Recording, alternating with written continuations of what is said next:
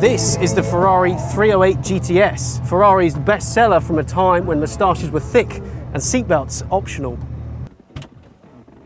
Up until this point, Ferrari had spent decades making front-engined V12s, largely because Enzo Ferrari had often declared that his road cars would only ever have 12-cylinder engines.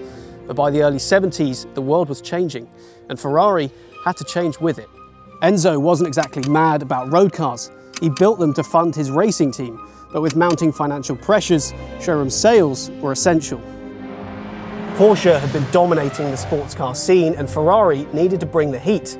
It had to be exotic, fast, and crucially, something people could actually buy. Enter the 308, the car designed to bring Ferrari to the masses, or the wealthy masses. And because it was meant for broader consumption, Ferrari kept things simple.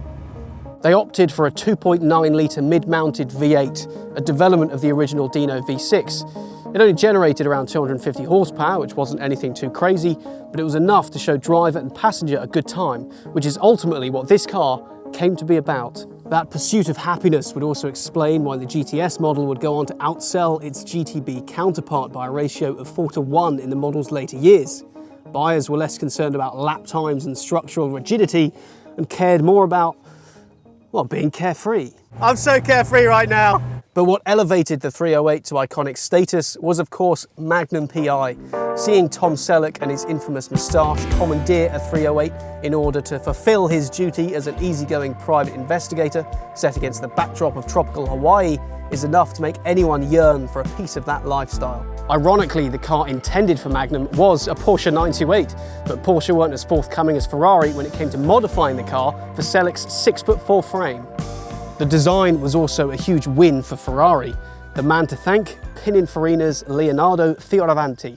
Not too sharp, not too soft, just the right amount of wedge. Combine the car's looks with its pop culture clout and all of a sudden you've got the ingredients for a poster car. And while it's all well and good dreaming about owning a 308, what happens when that day finally comes? Well, you've got a few options. Between 1975 and 1985, more than 12,000 were sold in GTB, GTS and QV variants. Particularly collectible are the early fiberglass-bodied cars. Just 808 were produced before Ferrari switched to steel bodies in June 1977, increasing the weight by about 150 kilos. The early 308s also had carburetors, which generated more power than their fuel injection counterparts, but it was fuel injection that became standard in all markets from 1980. Though it made the 308 cleaner and less temperamental, peak power dropped to 211 horsepower on European cars and a rather sorrowful 202 horsepower on US models.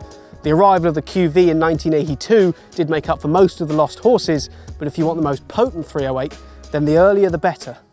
After purchasing your classic Ferrari, you need to insure it, and thanks to Custodian, we've run the numbers. Meet John Hillerman, the 40-year-old finance professional who's now in a position to buy his first Ferrari. John appreciates the finer things in life, and so he's opted for the Pininfarina-designed 308 GTS. His daily driver is a Golf R, and he plans to store his new pride and joy in his locked garage. He has a clean license, is looking for comprehensive cover, an agreed valuation, and plans to do 3,000 miles a year. The value of the Ferrari is £74,000.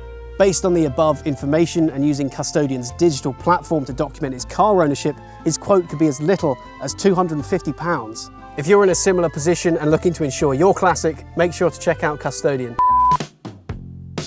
Despite having fewer than Enzo's desired 12 cylinders, the 308 was an incredibly successful car for the brand.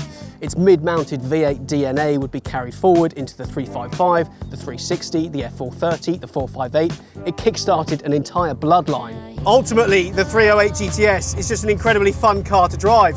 The gated manual, the Targa top, it's got everything a petrolhead would want from a driving experience. It's just incredibly simple.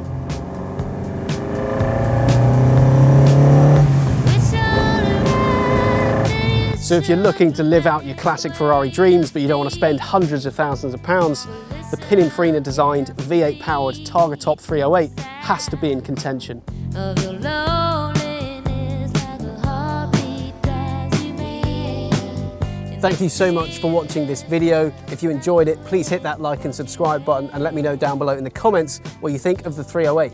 This car is also currently for sale with DM Historics and available to view on Custodian, so make sure to check it out. And make sure to check out Custodian as well for all your car related needs, whether that's insurance, you're looking to buy a new car, or you're just looking to manage the ownership of your current cars. I'll leave all the links down below in the description. Thank you very much for watching, and I'll see you in the next one.